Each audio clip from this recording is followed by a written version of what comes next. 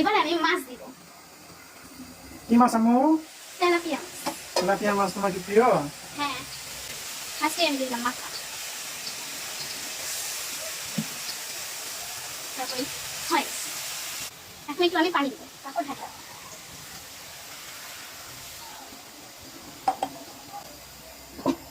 Finally আমার মাছের ভুনা হয়ে গেছে। এখন চলো তুলে ফেলি। টাটা! কি সুন্দর হয়েছে।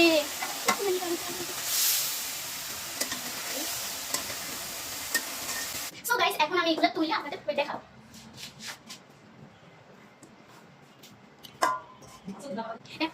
এখন আমি এখানে তুলে দেখাবো। এখন হয়ে গেছে।